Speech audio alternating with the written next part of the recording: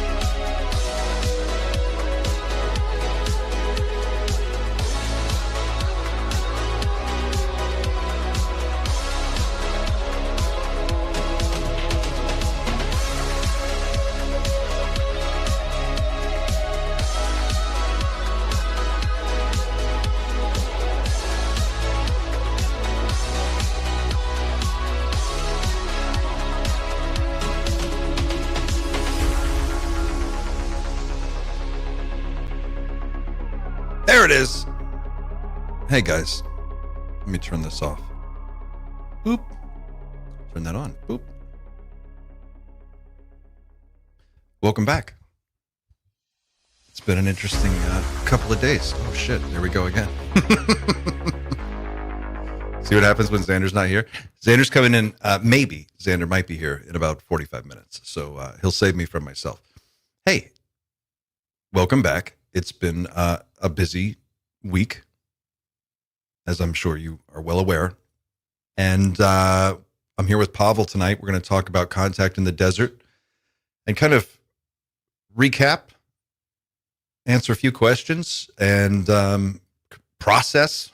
There's a lot. There was a lot. My brain was melted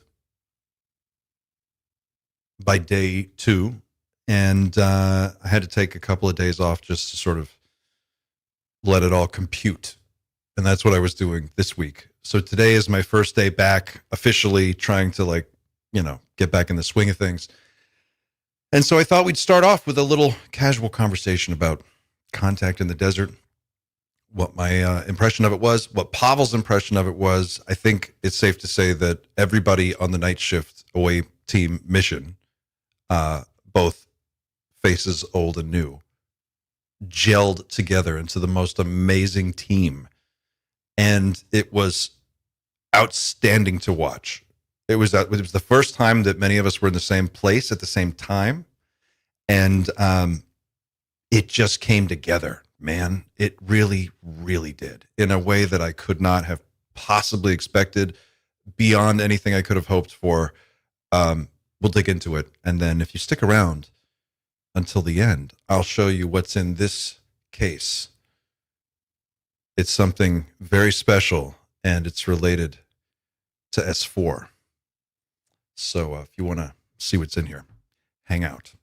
Let's bring on Pavel, who's here with me. He decided to make it his business to come talk about contact. Pavel, how you doing, buddy? Hey, man. How you doing? I'm doing great. I'm doing fantastic. You guys know I've been back on the beat for a few days now. But yeah, it was a wonderful experience. It was lovely meeting you, man. You're an amazing human. I really loved how you were all hyped up for everything we're doing. I was the same way, but I really loved that we vibed there with all that. And we talked about a lot of different potential plans that are really exciting that we're eventually going to talk to everybody about. For me, the highlight of the entire event was just being there with people who like the show that we do and who vibe with us, and with an audience, just talking to them. That was really cool. And also meeting you guys. That was the highlight of my trip. What about you? All of the above. I was stressing out. I didn't quite know what to expect. Everybody said, "Oh, it's super casual," but it's not what you think it's going to be. It's just kind of it's its own thing, and you have to sort of.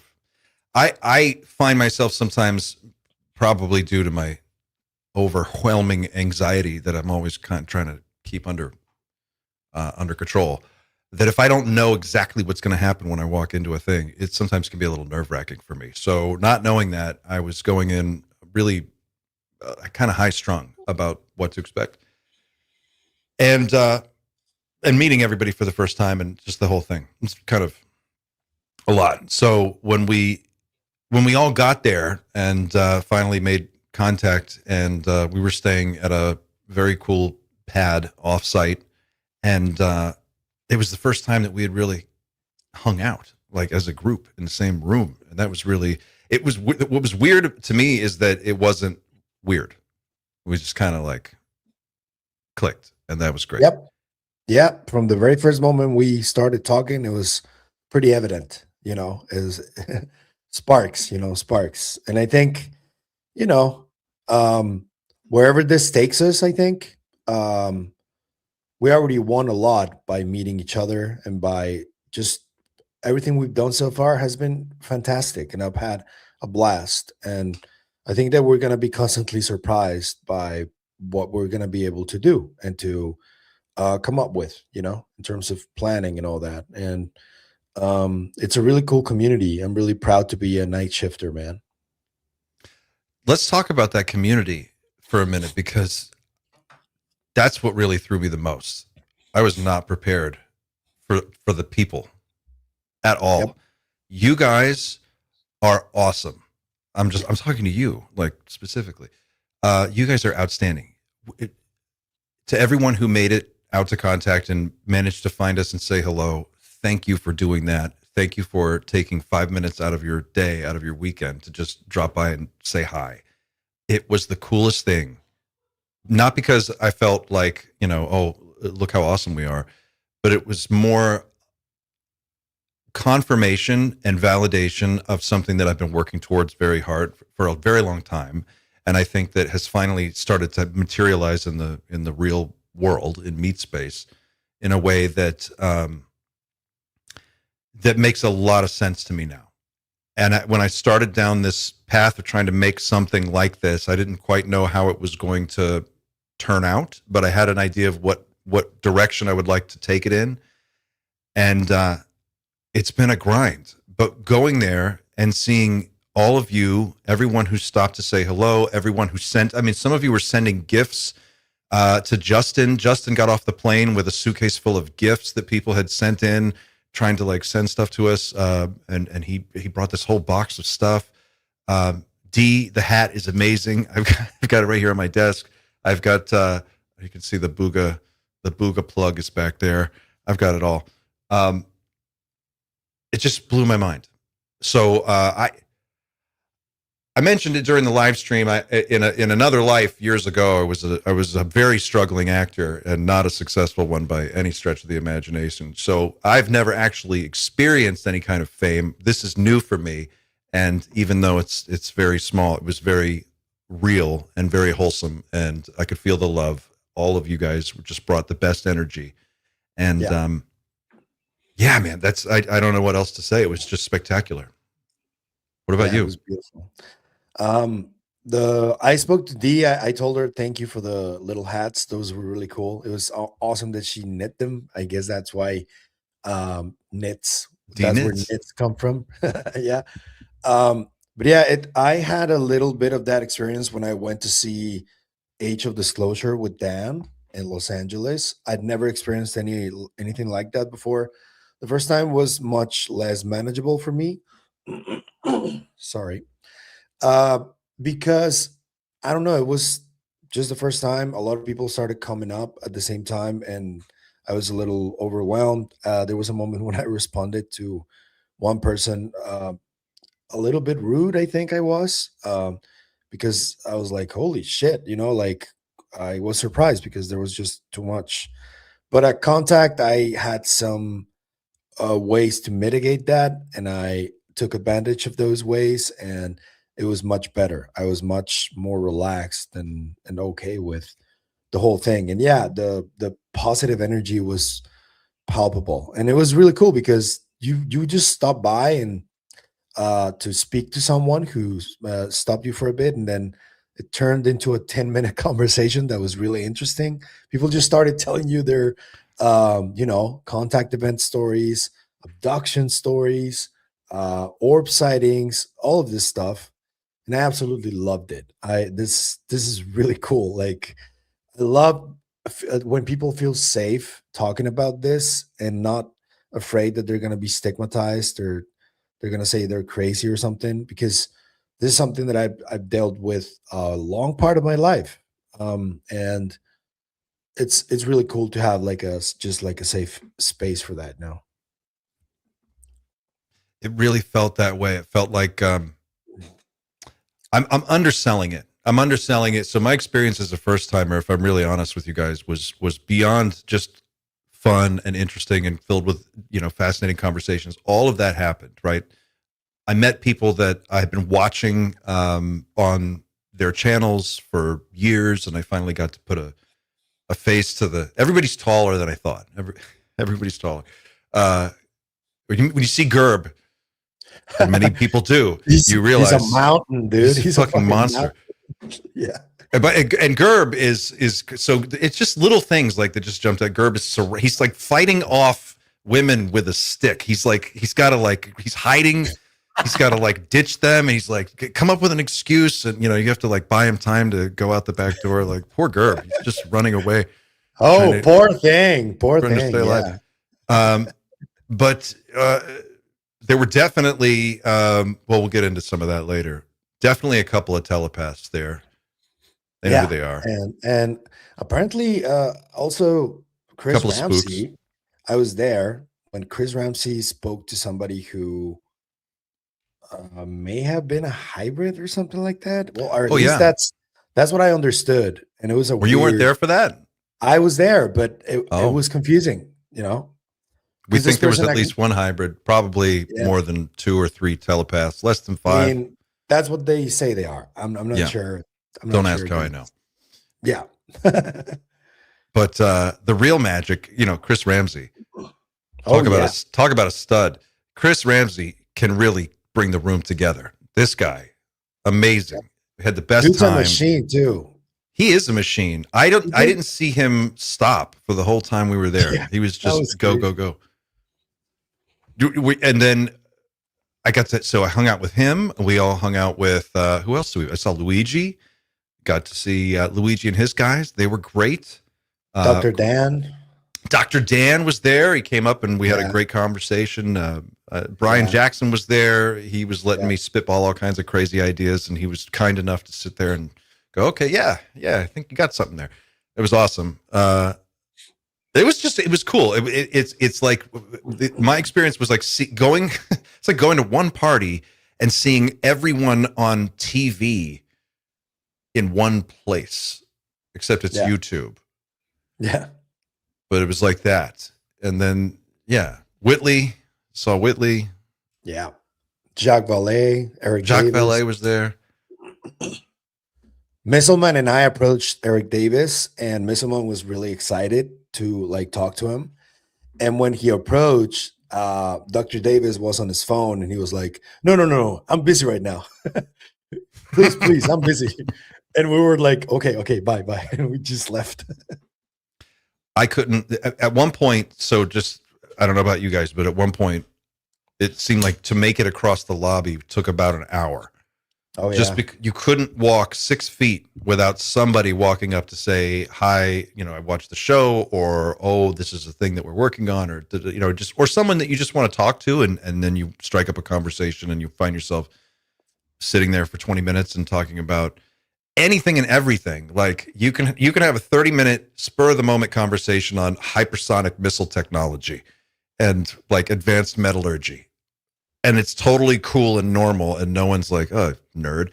You can just do this. You can talk about experimental propulsion technology and all kinds of like edge science. And it's all totally normal and accepted conversation, which is really, really fun. There was really no limit to it. And it did crystallize for me when we did the live podcast, which I believe it's safe to say we're going to be back next year. Yep. and I think we're going to probably be doing something maybe a little more or a little differently. I think we might be adding something to it. Shout out to Jamie. She's wonderful, dude. Huge shout out to Jamie. She is unreal. She organized all of this. Our entire experience there was all put together by her, and she made it possible to participate in this in such a cool way. Yeah, Jamie was awesome. What else? God. What was your favorite lecture or that you attended or presentation, or what was your favorite? My favorite moment, and he said he'll talk about it when he comes on if he makes it tonight, is when Jeremy Corbell straight up kidnapped Xander and like put him in the Cybertruck and took him away. I didn't know we were going to talk about that, bro. Well, I'm saying it because Xander told me he would tell the story. He felt fine telling the story. So I'm teasing it for people here. I'm not going to tell you anything else. But straight up, we were it was the last night, and we were at the house, and we were having a party, a very, very low key party. I mean, I think we ran out of wine like 2 bottles in. It was like very low key. Just like that, kind of just hanging out and talking about nerd stuff. But at one point, and Xander walks over and he's like, "Look, I got to go because Jeremy wants to take me somewhere and talk to me about something." And I was like, "Okay, what do you say to that?" Go. Have a great time. I can't wait to hear what you have to say. But then he left, and that was it. And then all I got from there were like these cryptic texts where it was like, "Oh my God, I'm freaking out, man. I can't believe this is happening. What the hell?" Totally unbelievable moment. And I hope he comes in and tells the story. If he doesn't, then I mean, it's very easy lore. to like Sander, you know, like he's like a very lovable guy, and he's also wickedly talented. So, man, I can't wait to hear what he experienced if he can share it. You know. Yeah, it's going to be an interesting story. I hope he can tell it. Let's do some questions. I think there are a bunch of questions in the audience. Do we have anybody who's got anything specific? I put up a post earlier, and I'm going to go through and see what people wrote. Did Sean Kirkpatrick turn up? Oh, The Thing. Thistle's Last Stand wants to know. No. I said I saw The Thing in my post. I said I saw The Thing. So I came back from this trip, like literally like this, like buzzing like this. And it's not just the caffeine; it's also my adrenal glands are shot. But aside from that, it was actually the energy and the excitement of being there, and I'm sure 1 or 2 other things that are going on. But it was that mainly. And I came back so excited. I got it. I got The Thing. I got it when I was there, and it just crystallized for me. What is The Thing, you ask? It's the roadmap. It's the blueprint. It's season 2 of this whole thing that we're doing here. I know what it's going to look like. And I'm not going to tell you. I'm just going to show it to you. So stick with us, because we're going to 10x this thing, and then we're going to 10x it again. We're going to go take this night shift deal all the fucking way. So that's what I got, Thistle. I got the green light, if you will. Did you... Javish, I'll throw this one to you, Pavel. Did you return more hopeful, optimistic, or neither? About disclosure, or I guess right? Yeah.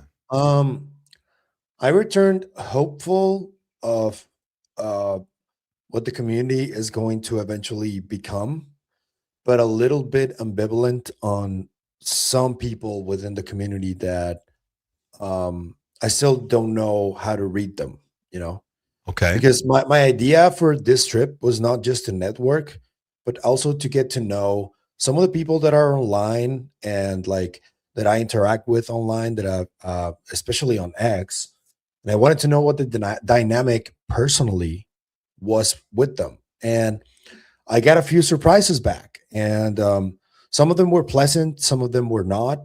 And I just I don't know. In terms of what might be released over the next couple of months or so, I am hopeful. I don't know I don't think it's going to be like bodies and actual craft and like getting into the hangar, but I do think that we're going to get enough to get like the actual people who matter to start asking the questions so action can happen, but it's still a tug of war. and it was very clear to me on that weaponized whistleblower workshop with Dylan Borland, Matthew Brown, and Chief Wiggins, where Corbell flat out just like said, fuck around and find out. And I know that he's quirky like that, and I know that some people don't like the way he talks when he talks like that, but I think that he's not bluffing, if I'm honest with you. And it doesn't really matter if you like the way he says things or not. The fact of the matter is that him, Knapp, probably Gerb too, Grush have enough data and information to just, do it, but they can't because they would go to jail because the system is set up like that.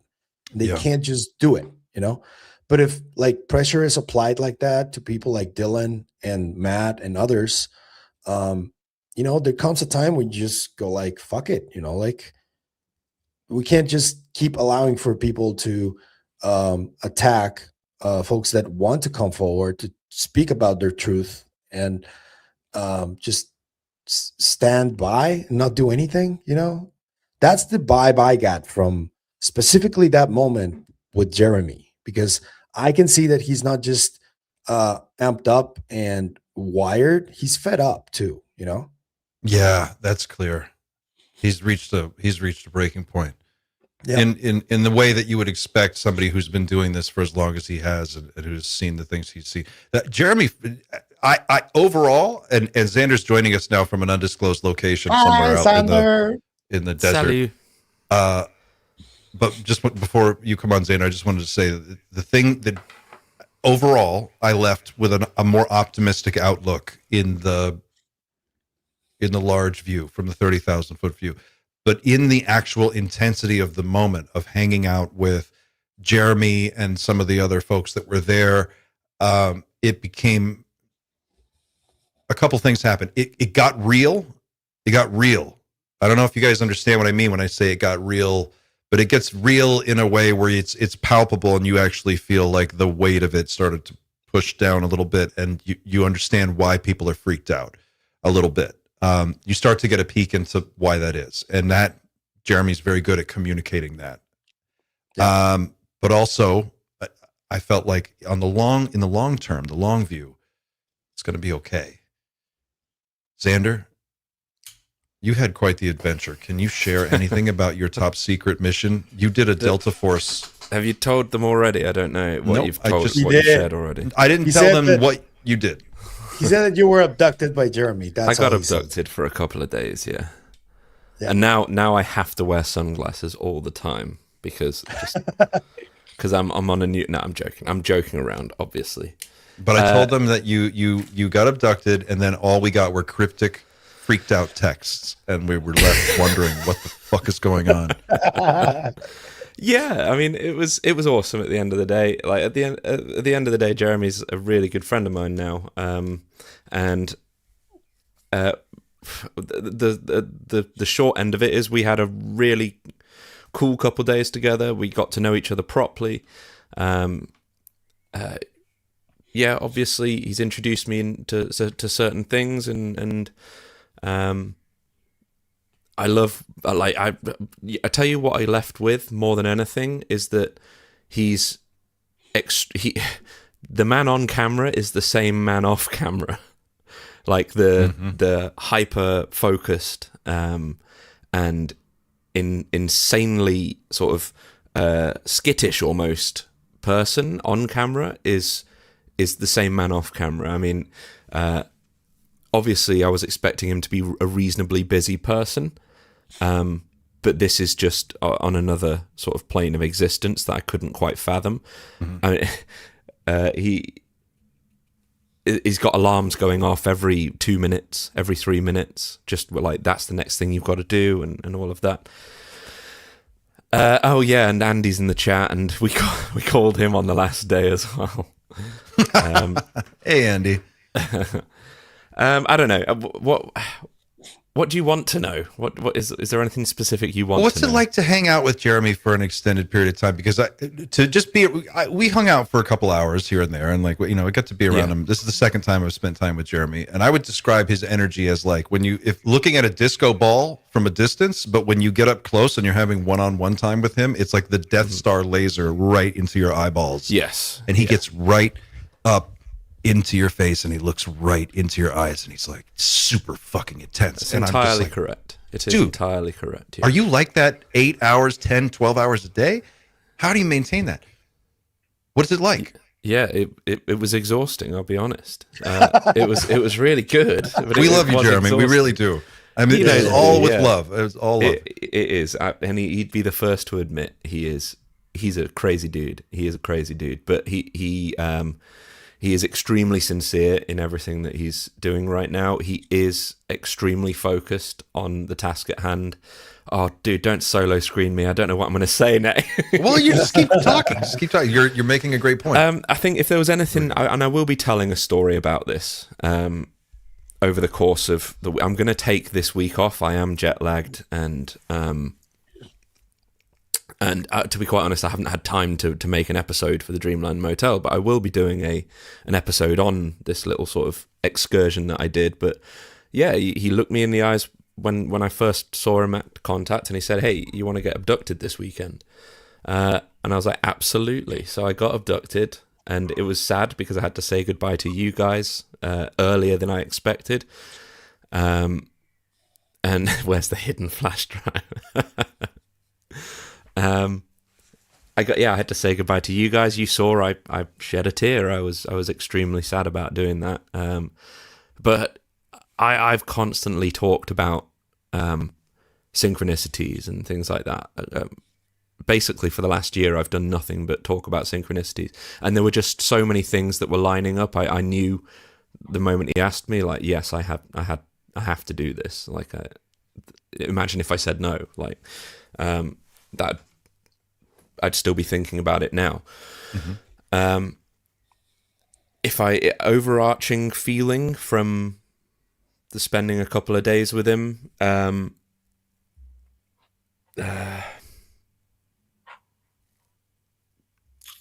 back to me. Okay. Come back to me on that. Are you? Yeah. Was it fun though? Did you guys have fun? Yeah, absolutely. Was it like I would road say trip? It wasn't the fun flying saucer talk. Yeah. It wasn't that. I'll be honest. It was important things stuff. Left unsaid. He hasn't shown me the keys to the castle, if anybody's asking. I haven't been shown all of that stuff.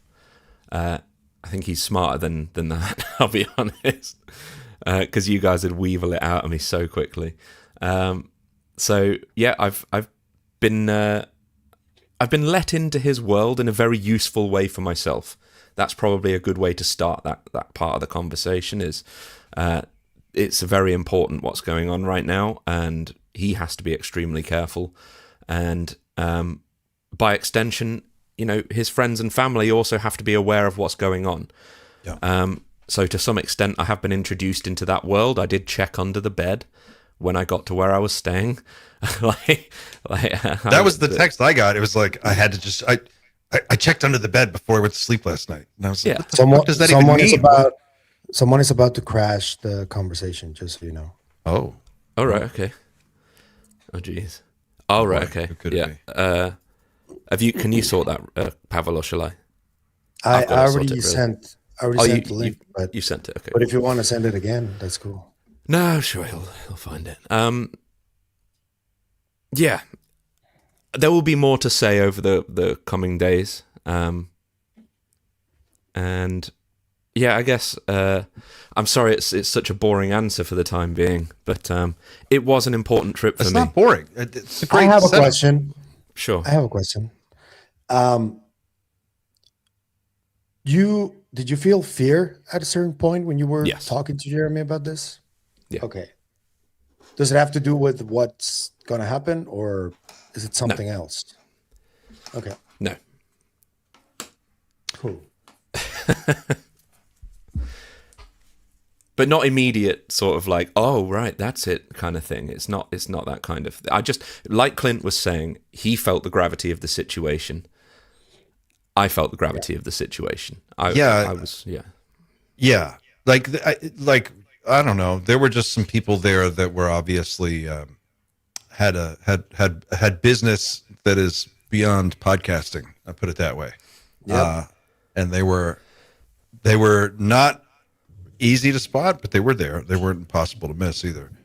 And Chris, that was interesting. There he is.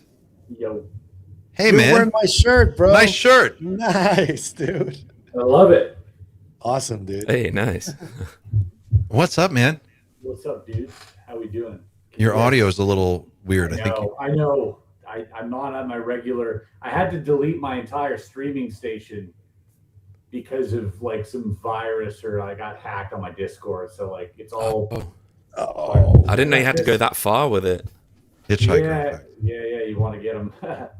Let's see if I can do anything. Is the audio that bad? I don't know. I can't. If there's any way you can just maybe do noise cancellation or something on the audio settings, but other than that, I should be able to turn you up actually. We were just looking at another question from the audience from Tracy Hutchings wants to know, my question is, what is one thing that you took away from Contact in the Desert that surprised you the most? That surprised me the most. Well, I know this is going to sound crazy. I know it's going to sound weird, but everyone who was in the night shift away team knows what I'm talking about when I say it felt like this was this didn't feel real. You know what I'm saying? This felt like the last episode of season 1 of a really good HBO series. And it's like, we're getting ready for season 2. It's why I used that term earlier to kind of describe my mindset going into the next like phase of this thing. And what do I mean by that? I mean that literally every single person that you would want to talk to was right where you needed them to be, right when you needed them to be there, with exactly the thing you needed to hear, or that you, or whatever it was that you had to say was precisely what they were looking for in that. It was synchronicity after synchronicity after synchronicity, all the way down to and including things that we saw, not just flying around in the upper atmosphere, but like, I'm going to call them omens. I'm going to just say like things in real life that you would just see something and you'd go, that's a signal. That's not, I'm seeing this because I'm supposed to see this. Do we sound nuts, Chris? Or did anything kind of similar sort of happen to you over the course of the week? Can you guys hear me better? Yeah, that's a little bit better. Yeah, you sound great. That's a new webcam. I met a hybrid. You did? Tell us about that. I was there. You were there, Pavel. She came to speak to you first. Yeah. I walked up right after this happened, and I missed the whole thing. This was the craziest interaction. Have I told you guys about this? I probably told you guys about this. No? No, I don't think you told us, no. So I've heard about it, but not been told. Super crazy. So this girl who was like almost my height. She was above 6 feet, blonde hair, blue eyes, maybe 30 years old, gorgeous, and very good posture, I might add. And she walks up to Pavel and she kind of like tugs at his shirt and like, hey, you're doing a really good job. Keep it up type deal. I watch your stuff. It's awesome. I interject him with Pavel and I go to Pavel. I go, hey, you can see her too, as a bit of I was in jest, trying to make conversation because clearly she was throwing out hybrid vibes. And then she starts engaging in conversation.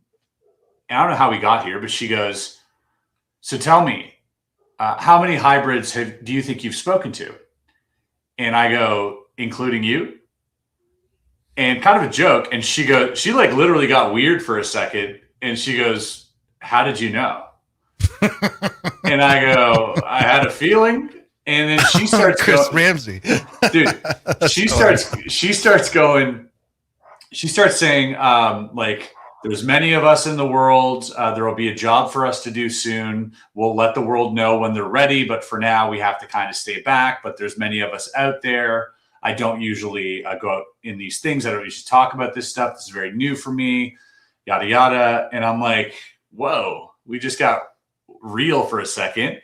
I then go, where are you from? And her answer was baffling. She goes, sometimes in New York, sometimes in LA, and sometimes in the Middle East.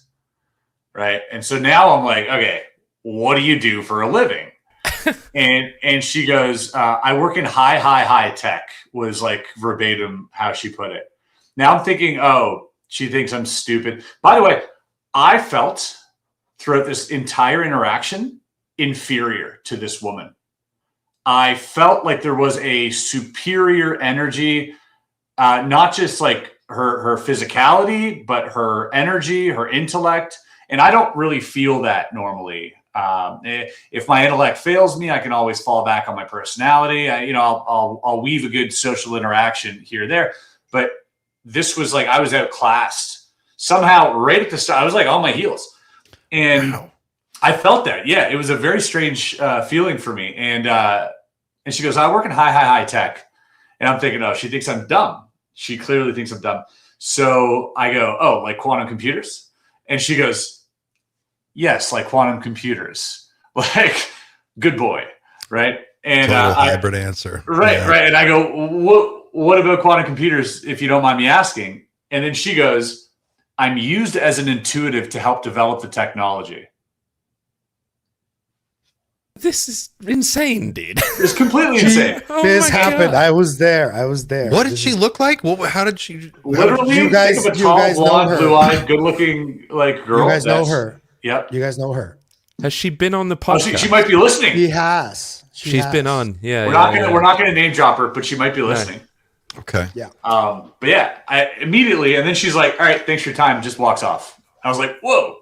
I was kind of like discombobulated for a second. I didn't expect this type of interaction, but she was putting hybrid vibes out there, I will say. Wow. Describe hybrid vibes.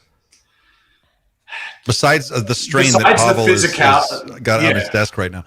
Yeah, besides the physical sort of attributes you would normally attribute to, Nordic or this type of thing, it was the demeanor, the confident sort of demeanor. Clearly, a very intelligent person.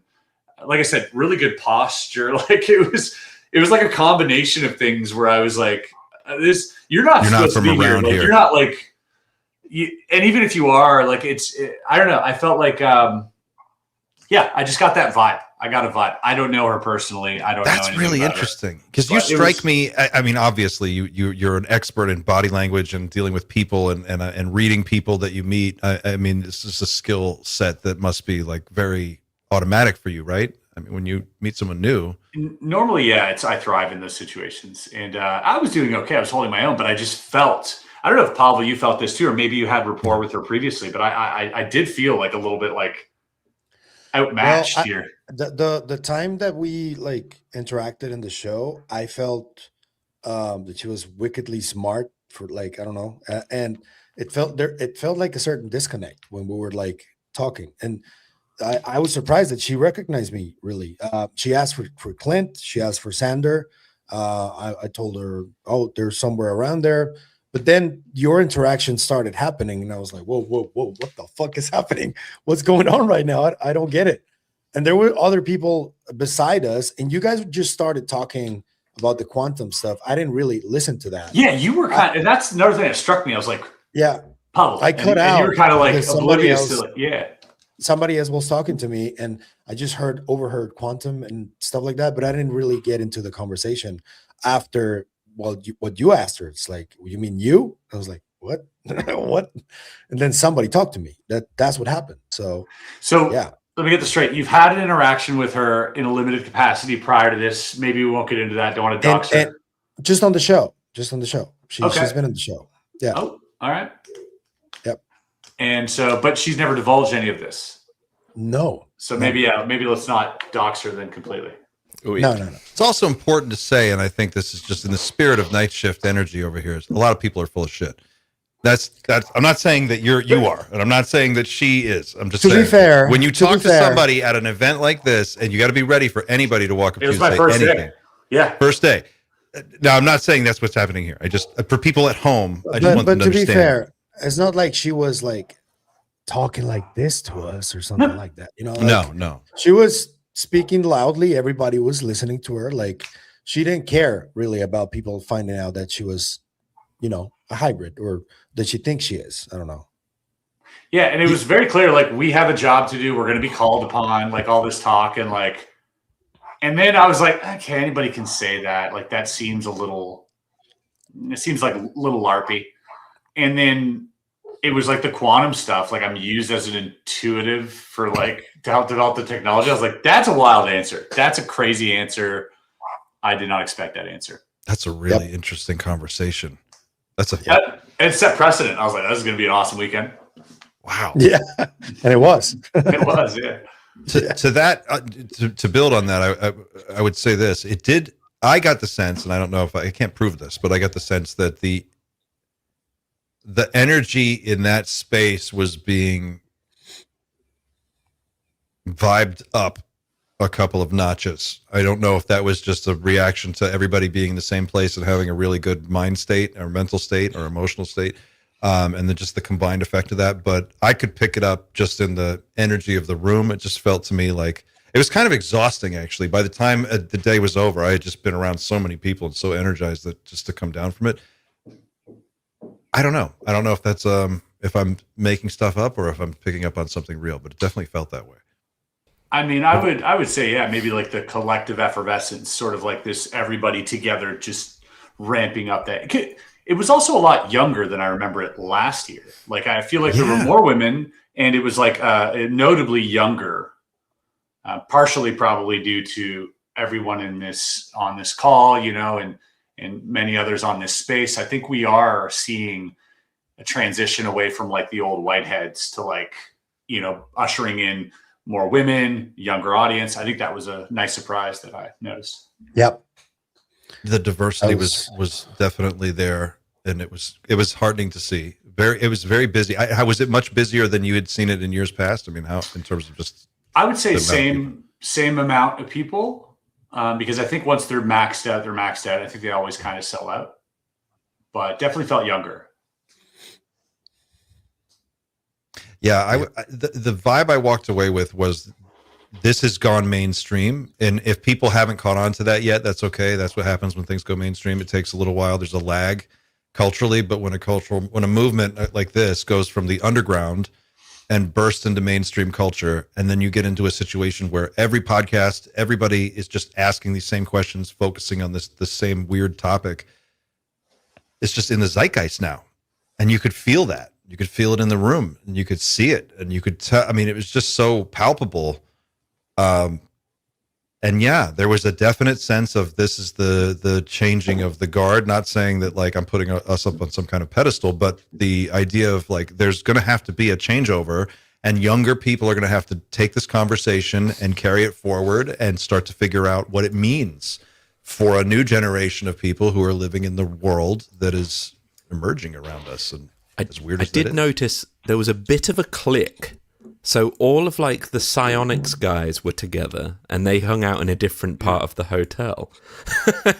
Because I had no idea. I had no idea because we were like, "Oh, we wish Birdie was here." She was there, dude. Really? Was Birdie there? Birdie was she there. was. Wow. I saw her. Oh my gosh. I mean, Yeah, Birdie. and she's like one of my favorite people, and I didn't even bump into her.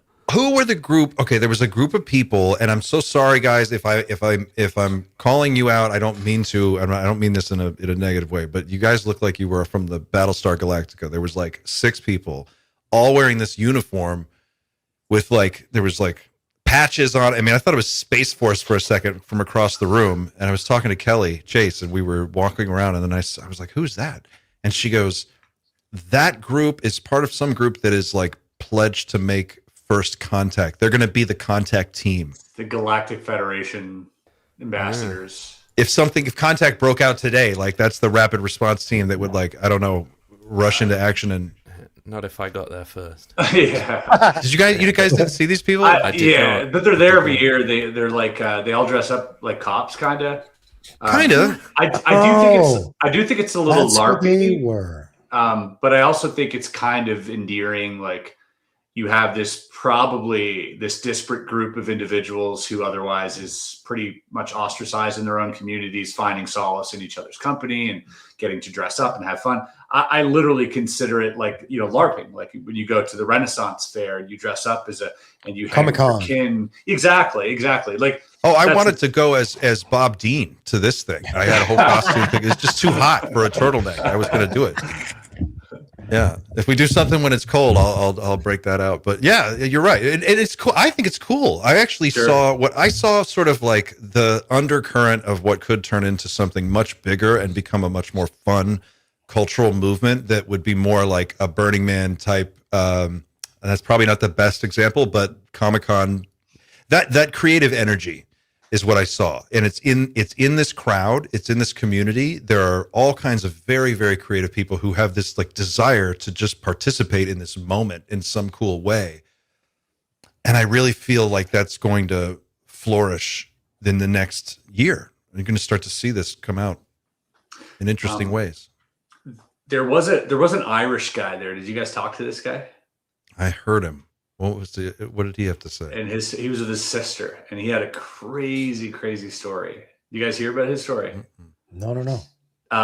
So this guy, maybe 4 years ago, was not interested in this stuff in the slightest. Like many people, they were kind of through experience only dragged into this stuff, but no clue about aliens, none of that. And he's so passionate. You know how animated Irish people get, right? When they're telling stories, which I love. He goes, I was in the United States at Chipotle, of all places. It's always Chipotle. It's always like fucking Chipotle or something. And he goes, I was in Chipotle. I had my bags going out the door, turn around, and I see, and he puts his hand up like this. And this is like 8 feet of reach. And he goes, a man and a woman, beautiful, just gorgeous people. And I'm looking at them, and they're like this. They're going, and they're taller than the door. And I'm looking at them, and I go, I'm holding my bags like an idiot. And I'm thinking, these people aren't human. And then all of a sudden, and he goes, all of a sudden, I start hearing chatter in my head, like back and forth, like a man and woman chattering in my head. And I go, in my head, I go, is that you? And they go, can you hear us? And I go, yeah. And they look at me and they walk around me. Now I'm standing there looking at him in a Chipotle, and I'm like, and then he does this. This is the craziest part. He goes like this. He goes, I start doing this with my head. Because I'm thinking there's like a frequency and like a barrier where I can start hearing them again. And he goes, now I'm walking towards him with my bag. There's no one else. And I'm going like this. And I'm like, what the fuck am I doing? I look like I'm insane. He's like, I look like I'm mad. And he's like, oh. And so he turns around to leave. But then he's like, not sure, because these people are 8 feet tall, and he's just staring at him. And he's like, I'm going insane. And he goes to the door, and as he's about to leave, he takes one more crack at it, and he goes like this again. And then he hears like a hello, like a little word. And he goes, oh. And he comes back in again. And he's like, I got to get out of here. And he goes to his car, and he sits in his car for like an hour because he's processing, what the fuck just happened? That is so crazy. He's like, 2 years. I haven't told anybody this story. But he goes, I told one person, I was at a car dealership, and this guy was so crazy. He was telling me about goblins when the goblins came. And I'm thinking, I'm going to fucking blow this guy's mind. I'll tell him my story. And I tell him the story, and he goes, oh, yeah, nice. And I go, fuck you, my story's real. And then he goes, wait, maybe his story's real. And then he's like, I don't know what to think. He watched my episode of Contact in the Desert last year where Richard Dolan talks about this very thing, right? These blondes, tall blondes speaking in people's heads. And this is last year. Yep. And he broke down crying because it's what happened to him. He called his sister at 10 at night, and he was crying on the phone saying, this is what happened to me. I'm not crazy. And then he booked a flight to Contact, and he was there this year. That's fucking wild. Whoa. That blew my mind. It was just, nice accent, you see him, he had like tears in his eyes. He was like so adamant about it. And he was like, did he forget he had his AirPod in? That Irish accent. He had his AirPod and just some Swedes. You stole the joke from Andy just now, bro. I wanted to floor it. It was that good. Credit to Andy. Do we know, real quick, guys, I don't know if Chris, if you've seen this, but there's this picture from our group chat. You guys will know what I'm talking about. The one with the tall blonde and Travis. Oh yeah. Oh yeah. Is that I know real? her. Yeah, I know her. Is she a I've- Nord? She's been to my office before. She More- looks. I mean, obviously, she looks like a Nordic alien. I mean, if I'm gonna be Yeah, honest. that's Lisa. She there's actually a video, I think, whether it's Gaia or some other channel. Lisa, I mean like, this in the most best possible way. I mean, Yeah. 10. It's just. Oh yeah. But if you She's a if you look solid up what a Nordic alien, I mean that's Yep. that's And here, you want to hear the background story on that? So, her mother was an abductee or a contactee during her pregnancy. Had recalled grays and everything, and when she gave birth, and the mother gave birth, apparently it was only supposed to be one baby, and they were like, it was a boy, and they took the boy, and then the doctor's like, wait, there's another one. And they're like, what? Everybody was so confused. And then she came out. So that's like her birth. So already mysterious birth. By the way, she's like 6'1", 6'2". okay. And so she's had, she's very intuitive. And I will say, so, okay, when she Can we show her picture? Just, I don't know if this is a good idea or not. What is it? She's out there. There's She's a out video. there. I mean, it's a picture of Travis Walton with her. Yeah, I think I have it here. I got it on my. Oh, you've got it. Okay. Hang on. I'll be back in a second. I need to see if my cat is at the back door. That's not the euphemism. Okay. Thank you for clarifying. All right, I'll find it. I got it right here. And you'll understand why we're talking about this in this way. Here's another You know, one. it seems- Yeah. Here we go. Let's do open with. I just saw this picture and I was like, is that real? Here we go. Share screen. Yep. That's Lisa. It's literally like if you type Nordic into a AI image generator, it would make this. Yeah, something about her eyes too, and she's she's beautiful. She's a beautiful soul too. Very, very kind, very empathetic. And so the story is this is Luigi's friend actually, Luigi Venditelli. Back when he was a MUFON investigator, became really close friends with her. Her family has a history of this stuff, and she was always interested and didn't really know why. And she goes, someone says, bring on the alien invasion. So he introduces her to Travis, and Travis's reaction to her was so visceral. He jumped back in fear, like clutching himself. And then lumberjack. Starts saying, she's one of them. She's one of them. And he was extremely nervous around her. Eventually they became friends and they had dinner together, but he couldn't stop staring at her. He was convinced that she looked exactly like one of the tall people on the ships, the tall woman that he met, like spitting image. He goes, she's one of them. She's one. He wouldn't stop saying that. Like he was literally like had to jump back. And that's why you see this picture here. And it's a really, really crazy sort of interaction that they've had. Wow. That is a really interesting story. So what is her sense is that she personally has some role to play in this, but she's not sure what, or does she think she knows, or what has she said publicly about it? She hasn't said much publicly. She speaks French. She's Quebecois. So she doesn't understand that much English. And Luigi sort of introduced her to many other people in and around the space, including experiencers, researchers, and Luigi puts together like these little parties sometimes where we just go over and we like have sandwiches, we talk or whatever. And there's different experiencers or researcher or whatever. Yeah. And there's always connections. It's weird. I mean, if you haven't seen the interview I dropped with Luigi today, like if you want high strangeness, dude, it is so strange, the stuff that he gets into.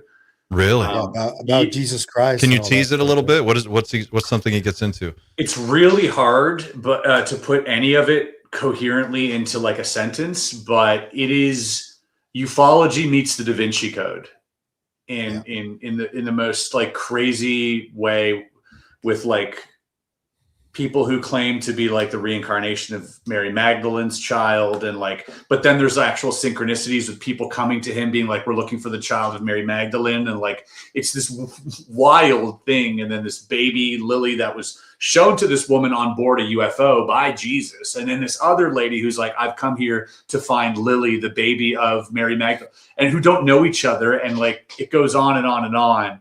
And this was during his time as a researcher at MUFON, as director of the Canadian MUFON.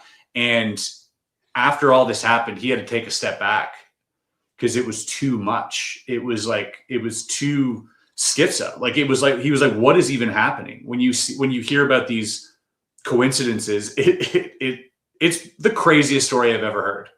Coincidences like synchronicities type? Yeah, thing? but literally people coming to him out of nowhere, traveling from halfway across the world, saying we need to meet this person who there's no way they would even know this person or even know about Luigi, but they knew to come to him. And it's like this crazy, it really is like the Da Vinci Code. I wonder if that's wild. what the hybrids are really up to, is just sort of manipulating that. I don't know, manipulating might not be the right word, but like assisting that situation so that the right people get to the right place and have the conversations they're supposed to at the right time. That's an interesting take. To sort of like, gets into Templar territory a little bit, and mystery schools, because mystery schools and esoteric religions had a very different idea of what Jesus Christ was compared to mainstream religion. And I think it gets into that type of conversation, what you guys were talking about. Chris, do you have a like sort of a master hypothesis that fits for you? I don't know. That's like maybe not one you think is 100% accurate, but what feels like is going on? What feels true? If you had to zoom out and sort of describe what's happening from a meta level. It's really hard to say, man. And I, the more you look into this, the less sure you are of anything, it seems. And, prior to even going to Contact in the Desert, I had this like pretty concrete idea of one of two possibilities. And after going there and speaking to, 100 people about existential things in like these little liminal spaces, and it filled up my brain so much that I'm still processing a lot of it. And, but I would say one of two things: either yes, there is some type of system here that is broadly sort of AI that is acting as this sort of white blood cell, has this sort of protective net over the earth and about what's going on here. But then B might be also a system, but something that interacts not so much physically, but with your consciousness. And it can implant sort of the idea that you're interacting with something physical. I guess the last option, I am going to be speaking to somebody that I met at Contact in the Desert. I'm flying him out at the end of the month. And this man claims he was abducted 15 years ago, young guy. Is it the guy I saw you with? Yes. Right, yeah, I know. He's got a wild sort of take on all of this. He does. It is wild. You've stolen my story. I was going to talk. No, it's good. You should talk to him. Oh, well, we can both talk about it. I don't think I'd know where to start with that story. I look forward to watching. I don't know where it's going to start either, but apparently he needs like 2 days to like brief me on the whole thing. I'd been introduced to him and I was speaking to him. I'd had one sort of meeting with him and he took me through absolutely everything. And at the time I was preparing for Austin. And it was my intention to bring his story up around you and Jesse. But it just never happened in the end. But I'm really glad it has actually happened. Yeah, it involves him being taught physics by the aliens. It involves implants. It involves him deriving technology, NHI technology, and building it, prototyping it, direct communication with them for like a while now, and like all very strange stuff. But when you listen to him, he's very lucid, does not seem unhinged, seems like pretty well-balanced individual, although pretty scared of what's happening to him. So I don't know where that sits either in his take, which I won't get into because it's a big one, but is also really interesting. But it involves a single breed of aliens creating this sort of psyop on the rest of us using a sort of non-physical interface that pretty much hijacks your neurons in your mind to different pathways. So it creates essentially this holographic imagery in your own subconscious, in your own consciousness, that you think you're living through. And that's their mechanic. That's their modality for with keeping dominance over this planet. And when very, make very sure strange. make sure you talk to him about their social structure. I find that by far the most fascinating Yes. part. Yeah. It's awesome. Because he knows the ins and outs, and they're they they're kind another of sound like society. assholes. They do, yeah.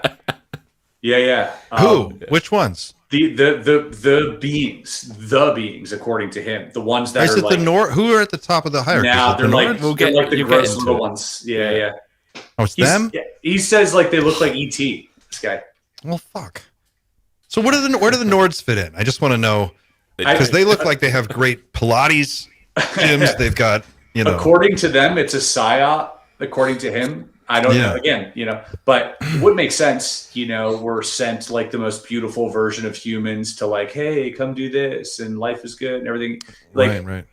I don't know. He's got a reason for everything, and which is also why I'm a little reluctant. I when things become dogmatic and one-sided, you have to like take a step back. But he does paint a complete picture, so I'm willing to like at least hear him out.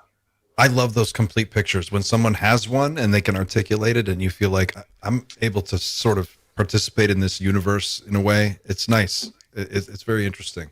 Those are my favorite cases. Who, apart from who is everyone's favorite fresh face that they'd never met before?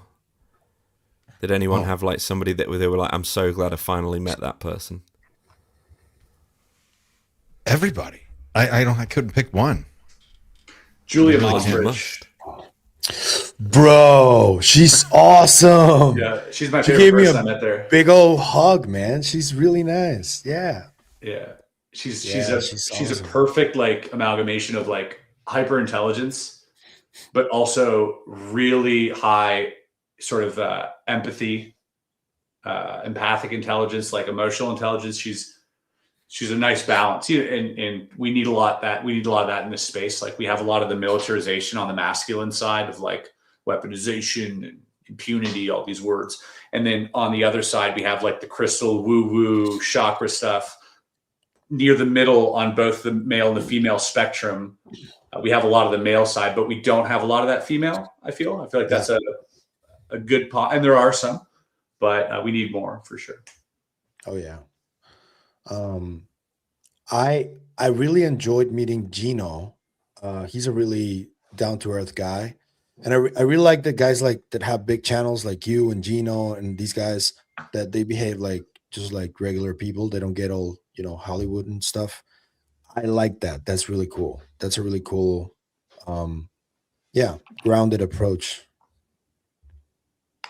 Brian Jackson is in the chat, and he says, in around 1993, I spoke with a hybrid in a diner for 6 hours. He indicated craft are grown, not built, and that light and music helps the creation take place, or the creating take place. Is that Brian Jackson? That's Brian Jackson, the Yeah. one and only Holding Brian out on Jackson. us. That's interesting.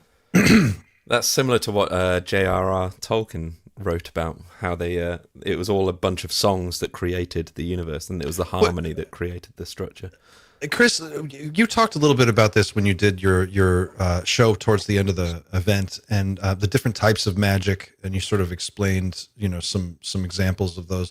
What is your sense of Well, I guess how deep are you a student of the occult in general terms, and then what is your sense of like the things that you hear about people getting really religious or into the occult as they study UFOs more and more? Does that ring for you in any way? Does that land? Yeah, I mean, any sufficiently advanced technology is indistinguishable from magic, right? Mhm. I think when you're looking at the occult practices, what we're dealing with is the substrate of reality, and we're finding a way to interact with it through these practices. Now you have to try and figure out why that is. Where's the connection? I think the connection, and this is mirrored by a lot of parapsychologists. It all has to do with the subconscious mind. The subconscious mind is what's interacting with the substrate of reality, the field, whatever that is. If the conscious mind were interacting with it, it'd be chaos, right? We'd be controlling probabilities and outcomes. And so the subconscious mind, that's its job. That's the sort of firewall that protects reality from not being destroyed by us. And so if that's the case, if the subconscious mind is doing that, if I believe something, it isn't strong enough to interact with reality, with how that structure works. I would have to know something, because the slightest disbelief, the slightest, like even faith implies not believing, right? The slightest disbelief will cause it not to work. And so I think that the occult practices, magic with a K, I think they use trickery to deceive people into knowing things that weren't real. So if I were to dress up as a ghost and use some chemicals to create smoke, maybe dose you a little bit with some drugs back in the day and say, oh my God, you had a real sighting of a ghost. You might be more than inclined to believe it. You might now know it. It might be a fundamental part of your reality. And I think that is the key ingredient to interacting with the substrate. I think that is a key ingredient on how you change reality, is you have to have a knowing of something. And that's why, you listen to these manifestation practices, and they always say, live as though it is true already. It's about tricking the subconscious into thinking something's real, into knowing something's real, not just thinking it. And so I think back then they understood that. And so the only way that they could make these sort of miracles work, or these egregores or these apportations appear, or whatever it is, or manifestations, was to trick the people who were a part of it through these ritualistic practices. And once they ended up tricking their subconscious, it would then produce these egregore or make these things happen. And so I think that there is like a sophisticated science behind all of that. And I think that trickery is the key there. And when using magic specifically, like as a performance art, all you're doing is introducing probability into reality, right? That's what you're constantly using with a deck of playing cards or a thought of name. It's just probability. And I think that the interaction between us and this quantum field ends up being probabilistic. So I think that we can skew probability by several points above or below standard deviation. Now, that doesn't mean I can make, something float. But if I wanted that mug to move, perhaps it means that I'm going to stare at this coffee cup long enough, and then eventually somebody's going to walk in and grab the cup and be like, hey, I'm just going to wash this cup. And I go, whoa, hold on. Now I've introduced the probability of this cup moving, right, and increase the probability of that happening. Not saying you can win the lottery, but I do think that if you apply these practices versus somebody who applies them negatively and says, I'm never going to win the lottery, even if they buy a ticket, I think your odds increase by sort of knowing that you are going to win it. I think you skew several points ahead of someone else. That's a really interesting take on sort of the fundamental nature that sort of underpins our experience of reality. And I'm curious, the reason I asked about your study of the occult in just general terms is because I'm not an expert at all on any of this, but I find it fascinating. I'm actually reading Magic, Its Ritual, Power, and Purpose, and I got in like 20 pages into this today, and I was like, I got to talk to Chris. So I hope I'm asking the right person the right question. Right, and here he is. And yet here you Whoa. are. I know. See how it works, guys? You've summoned me. Well, there's one particular line in the first 18. It's on page 18, I want to say, and it says, I'm paraphrasing it here, but it's like I'm a child of Earth, but I'm a part of the universe, and it just kind of it rang with me, and I'll find it in a second. But it got me thinking: if the fundamental nature of reality is responsive to consciousness, and our Western science, in terms of quantum physics, is just now coming around to that, did Western culture take a detour during the Enlightenment and just basically declare we're going to not look at the non-physical, we're going to put that on a shelf, and we're going to just assume that anything we can measure is the base reality? And so did we sort of take a few hundred years off to come back around to learn that what you're saying is actually the case, which would explain why all different types of magic, no matter where they originate, what culture produces them around the world, more or less work? You know, it's sort of like the placebo effect. It explains the placebo effect. It explains a lot. I don't know. Does that make any sense? Yeah, I think what I don't think that consciousness engages with the universe. I think consciousness is the universe, is everything. Right. But I would say yes, for the most part, that's exactly what happened during the Enlightenment period. But I do think it's a pendulum. And once you swing to one side where we go hyper-religious, eventually it's going to swing back the other way where we get into scientism. And then, you know, it's now on its way, I think, at the beginning of a downswing towards the center once again. And hopefully that's where, you know, things will begin to open up in terms of our understanding. But we've had to understand the religious side. Now we had to understand the science side. And now we're like, oh, they're kind of one and the same here. The tools we use to measure the science stuff the tools we use to measure within the science department seem insufficient. And so I do think the body acts as an instrument of, you know, further knowledge. I think the body is the microscope here. And I think that as we come back, then we realize we have to go inside to see, you know, what reality is made of, and we can't look at it through a microscope. Do you think that part of the classification that has been going on for decades is partly that too, that knowledge? Yes, I do. I think that is what makes us powerful. If we knew individually or collectively how we could affect probability, I think that would be a big danger for a lot of people. And I do believe you can trick it. I do think you can trick it, just like in magic. I think because the subconscious, if you lie, the subconscious knows you're lying, and therefore it won't work. But as a professional liar, as a magician, right? You're an honest liar. You're telling the audience, I'm going to lie to you, and then you do in the act of performing magic. You don't feel bad about lying when you're performing, because it's for the benefit. It's playful.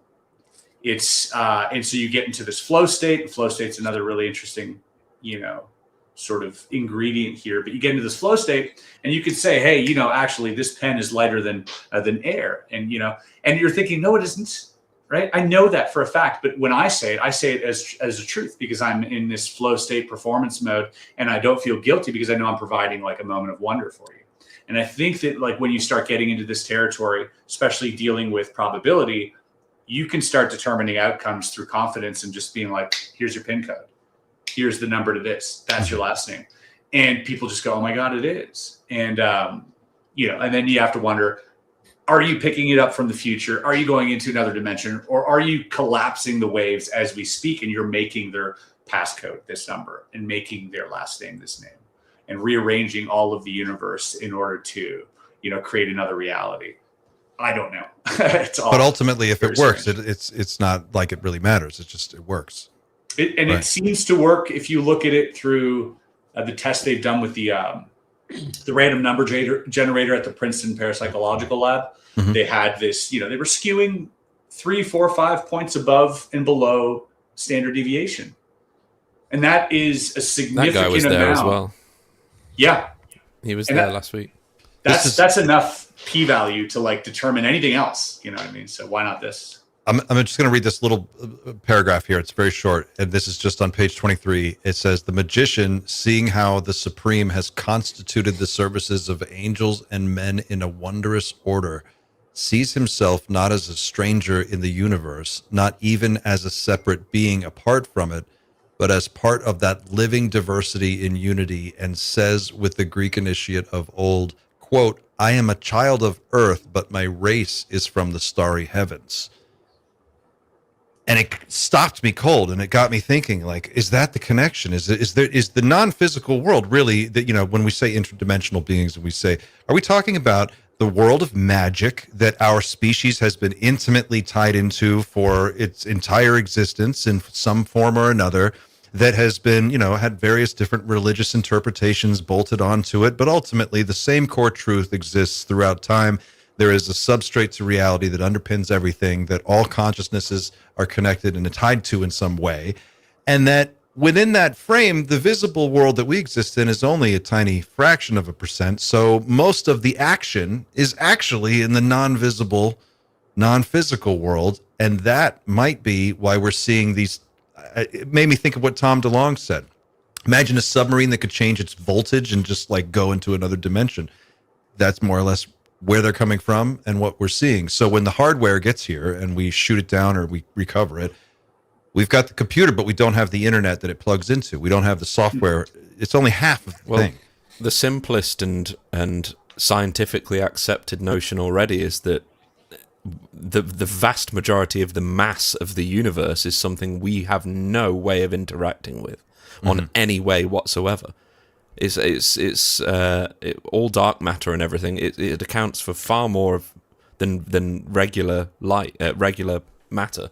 He describes the physical reality as like the tip of the iceberg poking above the ocean. The most of it is below the surface, and it's being moved by forces you can't see that aren't doing different things. And there's also a lot of life and activity down there. We just can't access it. So our physical universe represents just the little islands of physical matter that are spread around, but those are just the tips of the iceberg, as it were. Somebody had mentioned in the chat as well the meaning of abracadabra, which is I create as I speak, and that again is just another sort of alchemical, kind of has an alchemical tie to it as well, where you can affect the universe in more ways than you know. Like we affect the universe every time any vibration comes out of us, whether it's energy, whether it's a word. These have repercussions. Even the butterfly. That's the butterfly effect quote. Even the subtlest flutter of a butterfly wing can cause a tsunami. Mm-hmm. And that's kind of Jeff Goldblum.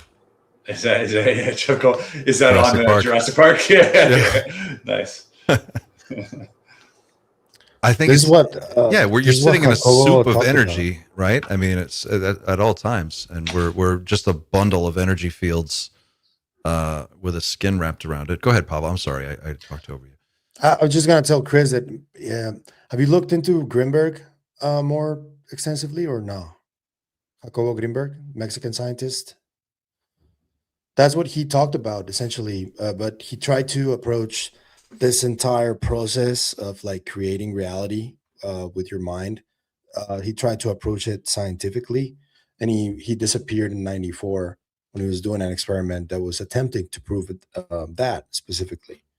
And I've been looking into his case for many years, and it's like the case that I've been the most obsessed about. You turned me on to his documentary, about him, which changed my whole worldview. About a month before he disappeared, that was great. He was spotted in a major conference of phenomenology with Valle, Keel, Puharich, JJ Benitez, Salvador I'd have Freixedo. gone to that talk. If that talk had been on, I'd have gone to that talk. That's a really interesting story if you ever want to tackle it. You're muted, can't hear you, Chris. You're muted. Weird. I think there is a way to test it, by the way. I do think there is a way to test this stuff. I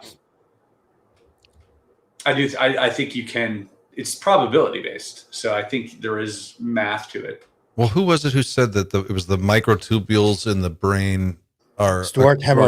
It's Roger Penrose. as well. Penrose, right? Yeah. So there's a quantum process taking place at bottom, if you just in every brain. So you got a bundle of energy fields with a conscious energy field, sort of managing the whole thing. The physical body is assembled together in this dimension to give us a spacesuit to sort of walk around and do things. But as Donald Hoffman pointed out in that excellent interview on Jesse Michaels, which I still haven't finished yet, but it's all just a really high latency headset that your soul is wearing. Yeah, and the the quantum field is nothing but probability. Right. Whether you're measuring, the outcome of an experiment in the quantum realm, or double slit experiment, it's all probability. You can predict probabilistically where the light will hit, but we don't know why it behaves probabilistically. We know how it behaves. We can use and exploit the information we've gathered from quantum mechanics, but we can do so without understanding it, which is wild. But I do think the next step is to understanding it, and once you unlock that, then our full potential becomes limitless, because it just becomes about honing, practicing this thing, tricking our minds, our subconscious, into creating reality a certain way, or to skewing probability, and then we just become masters of the universe. I do believe that is a possibility. Masters of the Universe. He-Man is opening. What is it, next week? That was my He-Man plug. Did you get to plug it? So then what if you had a civilization that understood this fundamental reality from the jump, and they were maybe more homogenized than we are, so they didn't have all of the weird religious, turmoil and constant changeovers of belief systems? And what if you could develop that understanding and knowledge for 10,000, 100,000 years, a million years? What technology could you build if you knew that was a factor, and you could actually build? There's a whole branch of the tech tree that we can't even see because we decided it's not real. So we're missing out. I think that's what I suspect is actually going on here at bottom, and that's partly why I think Dan asked a question in our group chat, and I had this answer just popped into my head. Thanks, telepath, whoever you are. That's why he goes, how is disclosure supposed to happen? That's a really complicated thing to disclose, what I just was talking about with you guys. And I said, that's why it has to happen one person at a time. Every experience has to break your paradigm. It has to be personal to you, or it won't work. So each person is experiencing this. I will share one thing that I found interesting that Jeremy said whilst I was with him.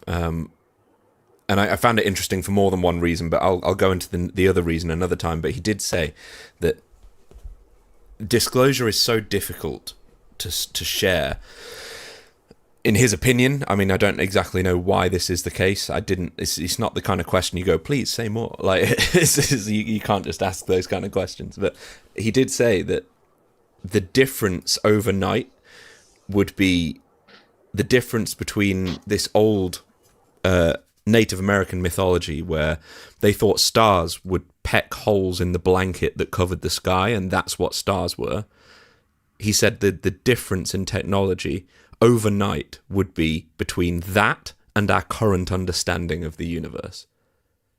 So imagine what we currently understand and leap it forwards basically 6,000, 7,000 years overnight. That's the capability that unlocks. Yeah. And again, it's one of those, like, how do you know? Like, I'm not going to say that to him.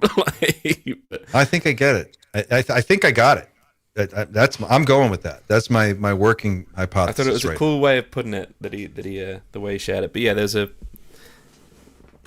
for more than one reason, it was cool that he said that, and it also would explain. We'll share some other point.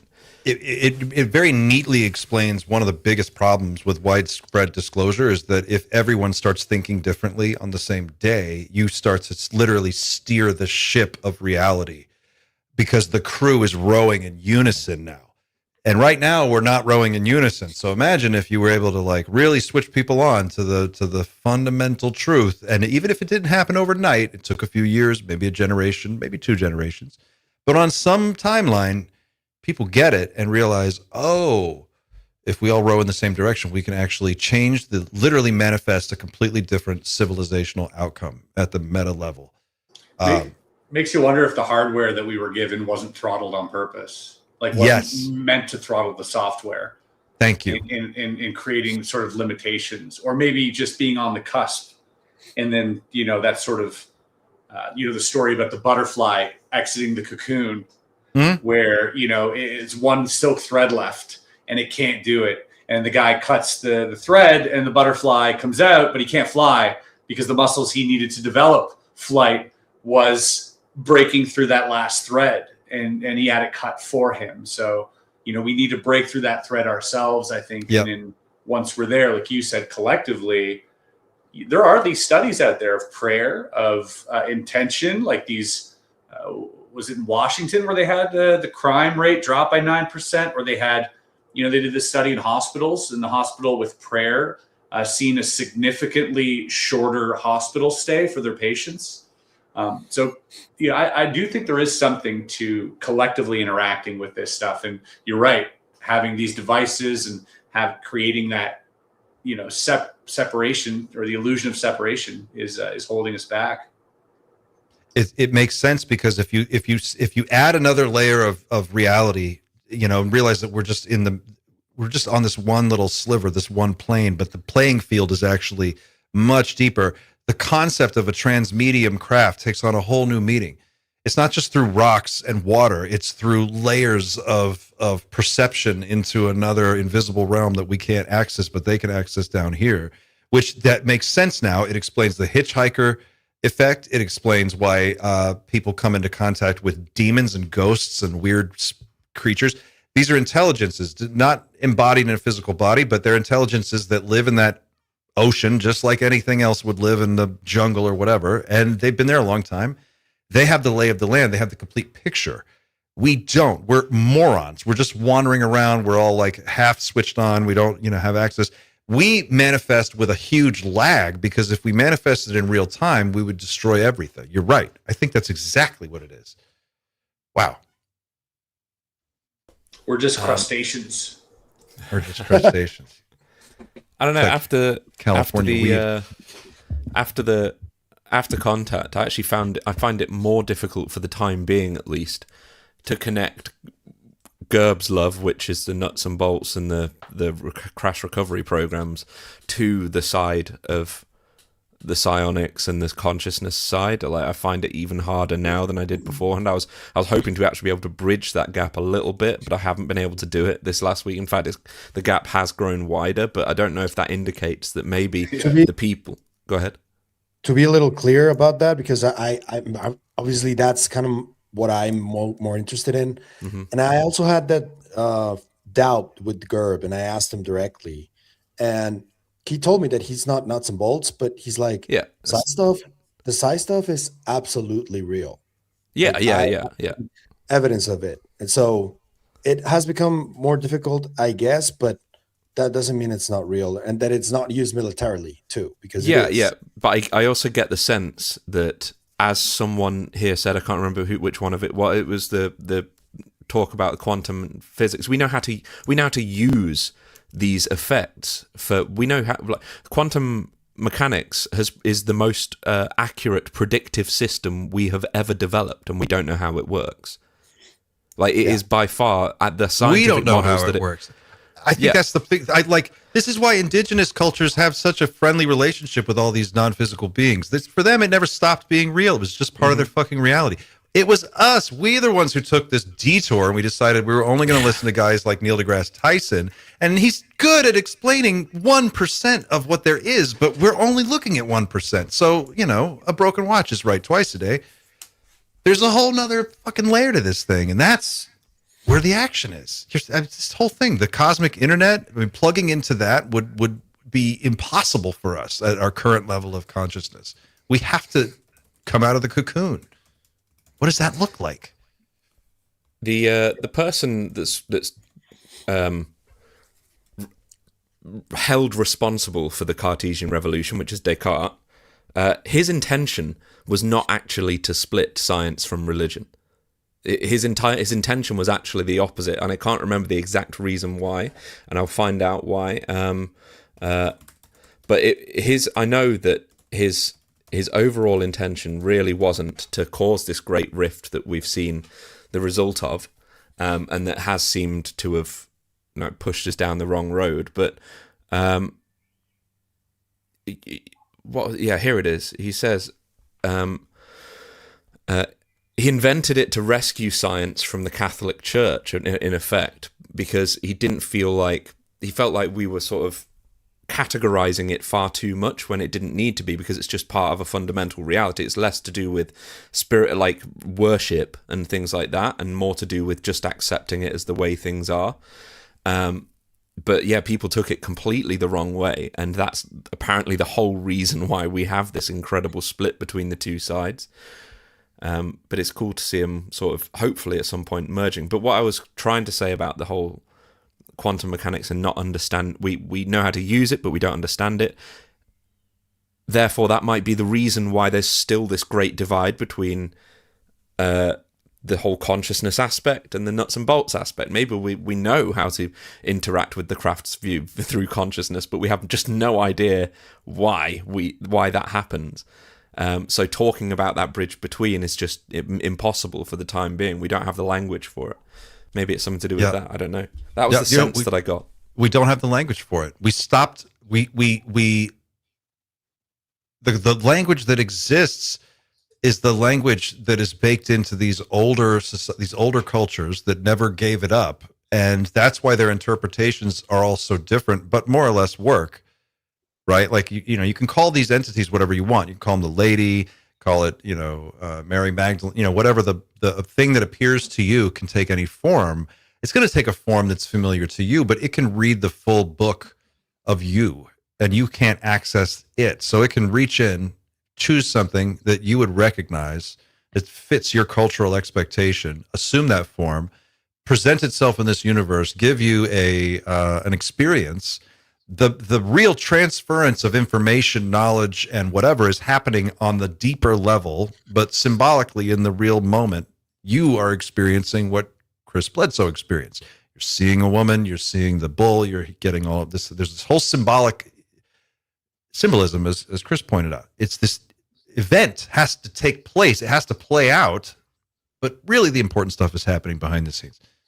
And the technology must amplify that, or allow you to tap into it. Imagine if you could, like what is it? What's the one that Patrick Stewart plugs into? Cerebro.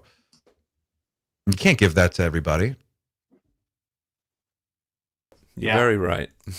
There's also, it's like when you think of Descartes and like what happened to him and during the Enlightenment era and this shift into the invisible college, all this stuff, like imagine what it was like back then. He wouldn't have seen that shift in his lifetime. It began, and he was a part of it, but you don't feel like, sure, you feel like, oh, something's happening, but the shift isn't as sharp as it might seem to us now years later, right? So you zoom out of an event, it looks like this. When you're in the event, you're a small part of that giant curve. And so I think what's happening here with us in today's day and age is the same. And that might be why it seems frustrating to a lot of people in this, because you want to see this. You're not going to see that. You're going to see this, right? And you're in that peak right now where it's like, and that's great. That's a great place to be in. That's an important part of history, just like Descartes, and that whole point in history is very important. But you're not going to see the result of it. Mm-hmm. Do you know what I mean? Like, we're not going to, in your lifetime, live in a utopian society among aliens. It's not going to happen.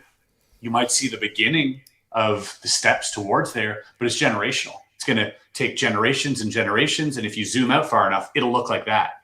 It'll look like just a 90-degree turn, like right away, boom. But yeah, so, patience, I think, is key. And then not getting ahead of ourselves, but having these discussions, I think, does help. I agree. Go ahead, Xander. Go ahead. I was just going to say, you're right, especially in the sense that if you think maybe 20 years ago, the thought of anybody within the government basically coming out and saying, we just need to accept that this is a real thing and we need to tell everyone, that from 20 years ago would be me saying, oh, well, that was when disclosure happened. Like, but we don't see it that way just yet, because we have, our standard has shifted like very, very gradually. But we literally have sitting members of Congress acting as Congress in their role. They're getting paid to investigate this, and that is in essence the government in some capacity saying this is a very real thing. And that's, for a long time, that was what disclosure was. I think disclosure's happened. I think that's over. That's, as Jeremy likes to say, they already done gone and told you that, son. He leans in. Disclosure's already happened, bro. They already done told you. It's UFO Vietnam out here. Get in the game. You're like, oh shit. But I think you're right, Chris. I think this is a generational thing, and we're the early. This is going to be like the weird punk rock era. They'll look back on a century from now, and they'll be like, "Oh, they'd had no idea what was coming." Mm-hmm. Well, we got what is it on? Is it the 9th next week? 7th? Grush, yeah. Yeah. Anything Grush related, I always get excited about at this point. Yeah, he is. I think he's an edger. He's the Rush main Hour card. 2. Yeah. Did you say Grush. Grush Hour 2? Grush Hour 2. Dude, can we get some AI? I've already got one. I'm gonna show it in a second. Thank you. Andy sent me one. We got a Grush. Is that it? Can we do a Grush Hour 2 live stream on Tuesday? We'll all just Grush jump on. Hour 2. Isn't News Nation are covering it, aren't they? So is he Lee in this scenario? I'm about to show And then, it. if so, who's playing Chris Tucker? I don't Who would that be? Would that be Burleson? I thought hard. That's Andy. Andy. Come on, there it is. Grush Right, Hour's I can amazing. share Grush this Hour now. 2. Oh, Here we go. Yeah. I'm seeing it on your screen. it's neither. It's so sick. Prepare for a second rush. Oh my great. God. That's great. Alien Thank you, Gray. Andy. What does this Oh my thing God. say? UAP Task Force official. Ooh. Amazing. That is awesome. I love that we can like rapid prototype merch in real time. The Grush Hour is amazing. So what do we expect from Grush Hour 2? This is supposed to be groundbreaking, or are we expecting something really big, or is this going to be, I mean, if he's doing it's News Nation yeah. also. So that just tells me that like other entities were probably too afraid to cover it, which might be a good sign for us. There might be some sort of more fringe details. I don't know if that alludes to anything a little bit more out there. You know, if it was an official Fox or CNN thing, maybe a little bit more conservative on the side of, you know, oh, there's objects or whatever. But maybe because it's News Nation, he feels, oh, this might be the right people to cover something a little more spectacular. I don't know. Shout out to News Nation, by the way. I know I had mixed feelings in the beginning about News Nation, but I've come around on this, and a lot of that's due to just our friend Rob Jones, who works at News Nation, and giving us kind of a, I don't know, an inside scoop into how it all works, and I really appreciate the amount of effort and energy and manpower they put into this. They take it very seriously. Yeah, I love his X feed, by the way. He's constantly updating on what's going on. He's extremely enthusiastic about this, which I love to see. You can tell he's passionate about his new position, and I'm happy for him. And I'm glad he's on our side, just like Gerb, just like you guys. I'm glad we're all on the same team. I would hate to have any of your brains on the opposing side. Oh, thanks. Yeah. Thank you. I wonder if it might be something to do, and I'm not speaking from any sort of knowledge here. I'm wondering if it's something related to his 40 whistleblowers.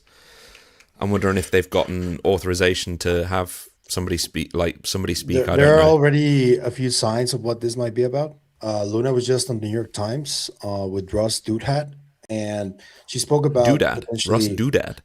Doodhat. I don't know. Oh, Dude Hat. That's a great Doodhat. It says that's how it's written with an He's H. the guy with the beard. He does really great I have long no form idea. interviews. Yeah, he's one good. of the He's a few ball buster mainstream too. guys who seems genuinely interested, which is a plus. He Great pressed interview. Pasolka he pressed Pasolka previously really good, so I really enjoyed that. But Luna alluded to a potential whistleblower executive order. So I don't know if that's what's going to be discussed there, or one of the things, you know. I don't think and those things It's a good get brought guess. up on podcasts unless that's the thing. yeah, That's yeah, a yeah, good guess. That would be Yeah. nice. I mean, And- they know what they're going to say in advance. So this is So they're the thing teasing. that Eric Davis alluded to, perhaps you Yes. absolve me of my NDAs and I'll talk Yes. kind of stuff. Oh, And That's gonna Dylan be a has been talking about problem. it too. I know. That's Huge going to be a problem.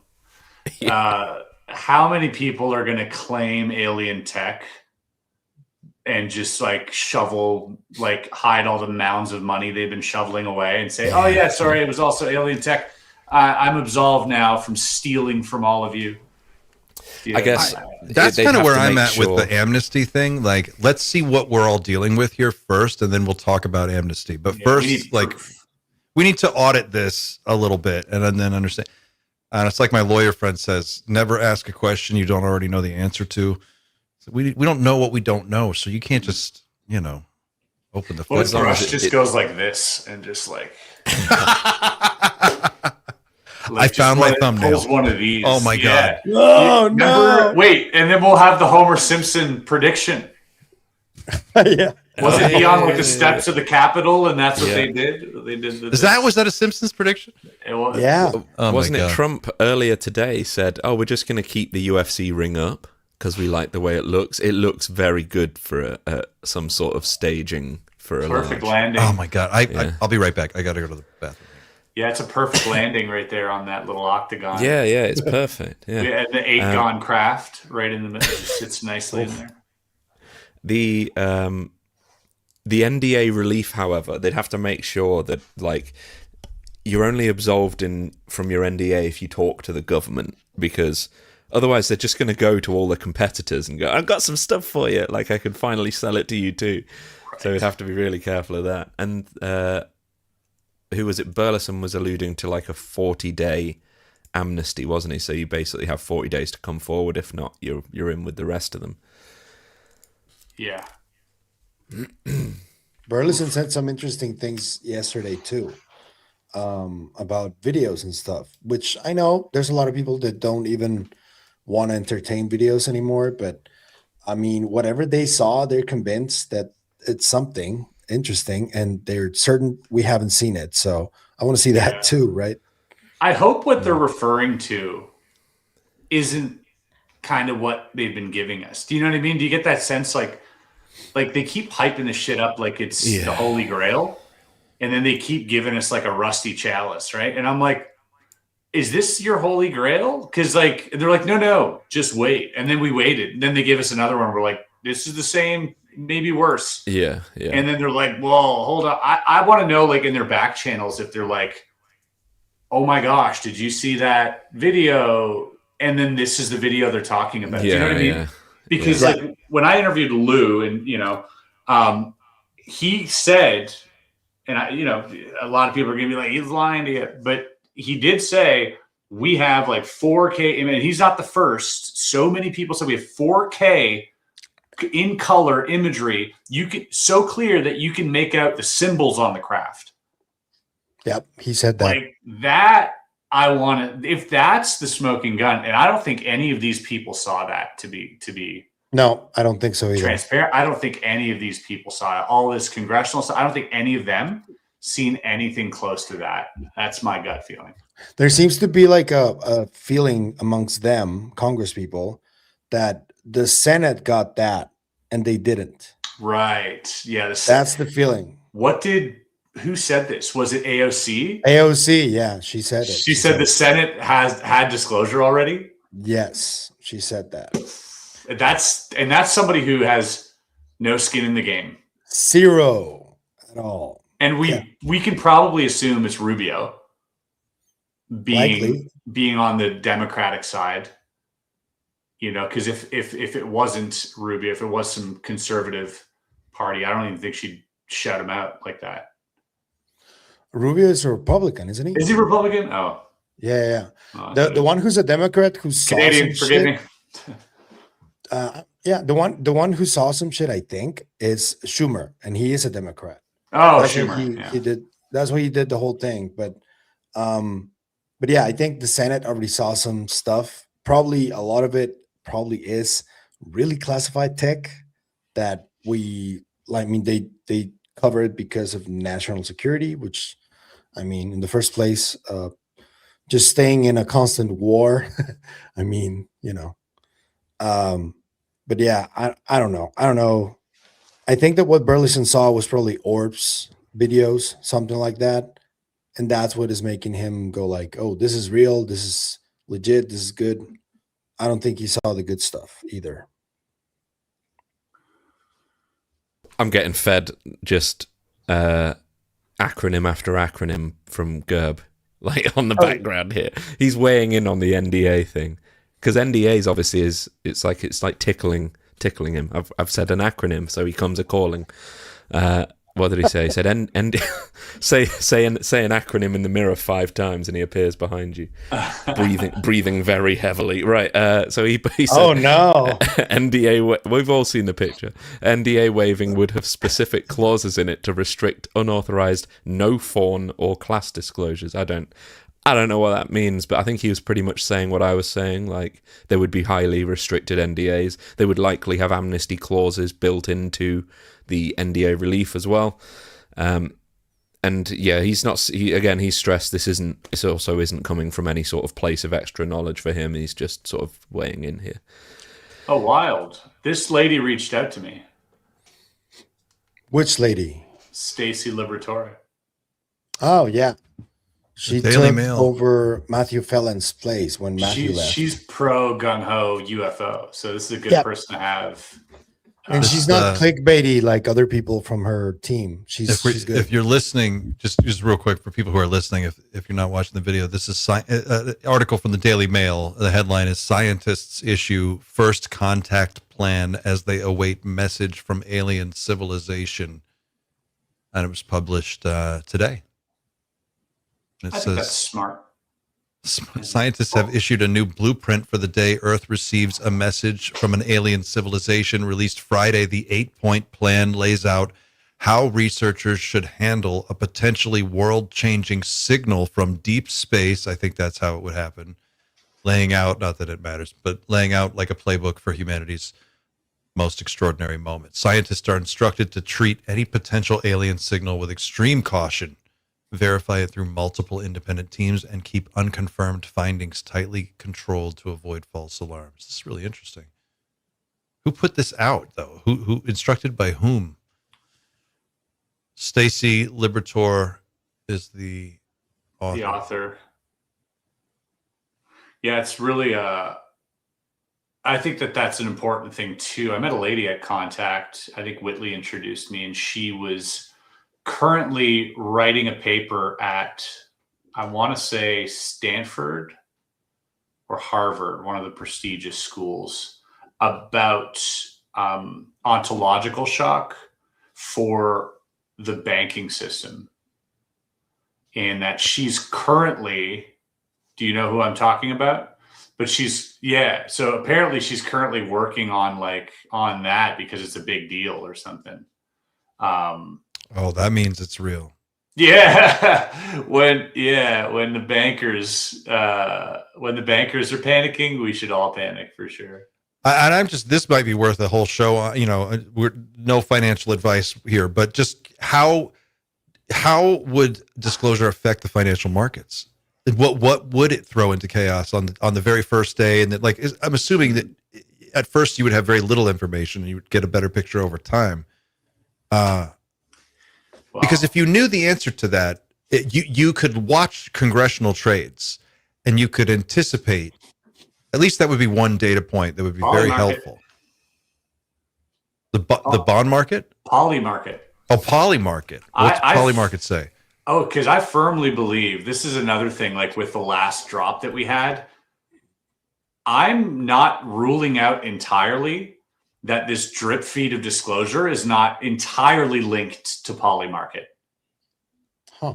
We're talking money. We're talking politicians. Like, it's not beyond them to bet on themselves and pass a bill or whatever, right? They're Poly doing it market, every day. That's what Yes. that's what's going on. And so what if this isn't just some back channel poly market scheme? You're not actually giving anything of substance away. Do we just up the doomer level?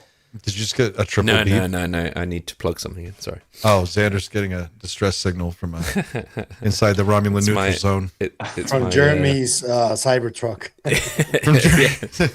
it stops the signals getting into my brain. And poly market is unregulated too, so I mean, Yeah. don't rule it out completely. It's funny how they created an unregulated casino that you could totally gamble on your own fucking legislation. Yeah, like, I bet a streaker is going to run through the field, and then you're the streaker, and you're rich, and Yeah, pay it's a funny how small that works. fine, and there you go. So I just typed in alien on Polymarket, and I don't know how to use this site because I've never been on it, but let's just see what comes up here. Yeah, this is nice. Okay. There's a lot there, isn't there? So can you walk us through what we're looking at here? How can I parse this data? Hold on. Or maybe if you want to pull it up and you can parse it for us, and then you share it. Yeah, I mean, so there's the total volume there of how many people are putting in money that something will happen on those days, and you can bet for or against it, and then based on that, you get a value, right? So if, just like odds in a fight, there's a favorite, and then there's the underdog, and the more people betting against you, the more you win if your outcome is favorable. But as you can see, all of these things are manipulatable.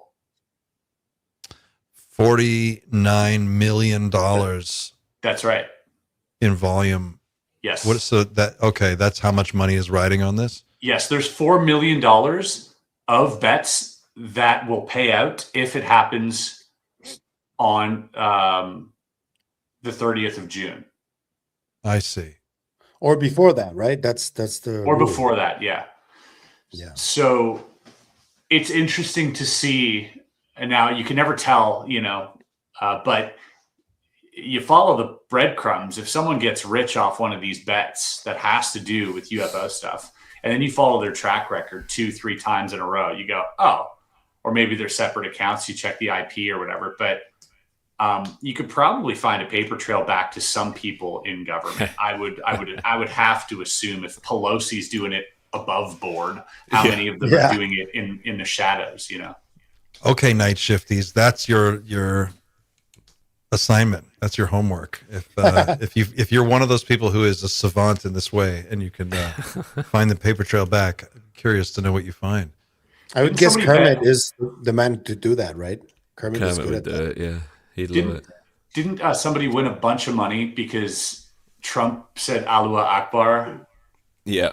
What? on a tweet? He's like, they're totally rigging the whole. This guy has become what? He's the richest president ever by what? Like he's like made $4 billion since he got into office.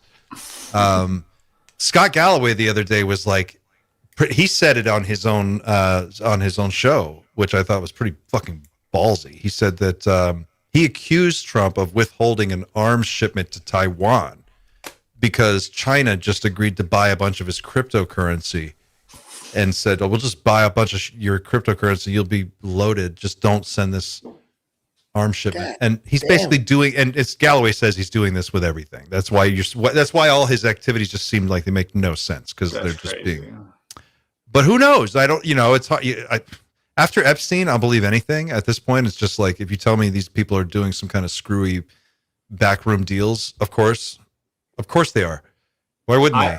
I won't believe the lady's second coming until Bledsoe throws down like 100 G's on Polymarket. Then I'll Would you be able to see it? I mean, is it anonymous or like is it all behind screen names or no?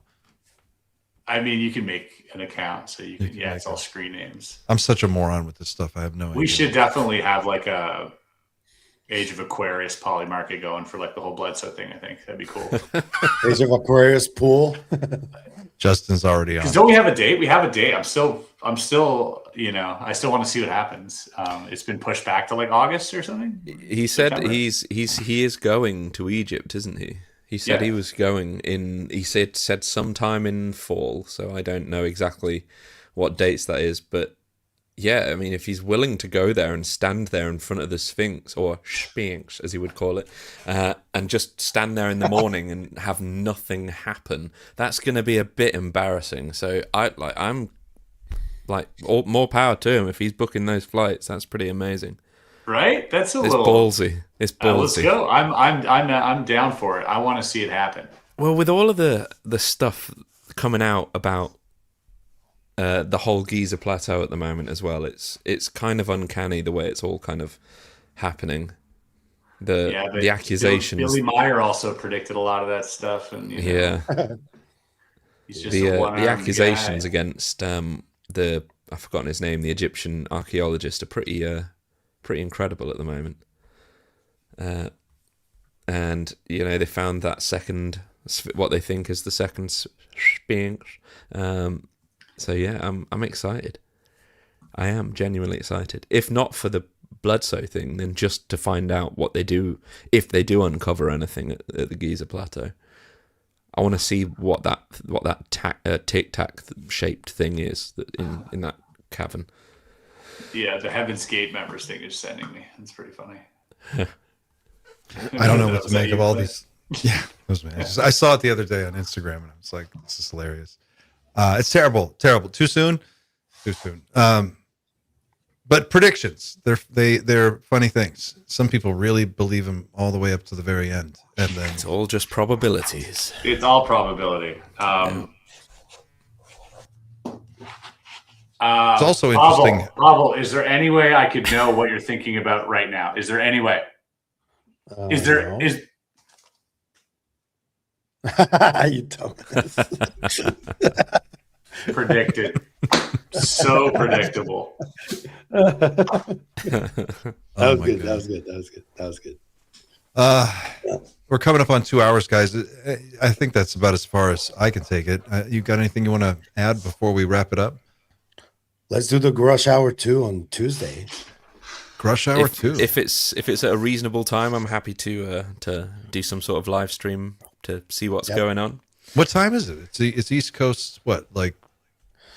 I don't 8 know o'clock? the time. If it's East Coast, maybe it's going to be a little bit too early for me too, but we can still live stream the aftermath of whatever is said there, I think. Okay, we'll figure it out, and then we'll set it up. We should just ask Rob Jones. He has to know, really. So It's his Will he be job. there? it's his job to know. I don't know. Rob will I be assume there. he will be. That's That's pretty He cool. announced it. He will be, yeah. awesome. Let's see here. Oh, the lady is going to have a headache that day. I don't know what. I was in. She won't show up. Yeah. Okay. All right, guys. I think we'll wrap it up there. And thanks for coming to hang out, Chris. That was awesome. Hey, thanks for having me, dude. Yeah, Chris. I couldn't get you last week. I needed my weekly dose.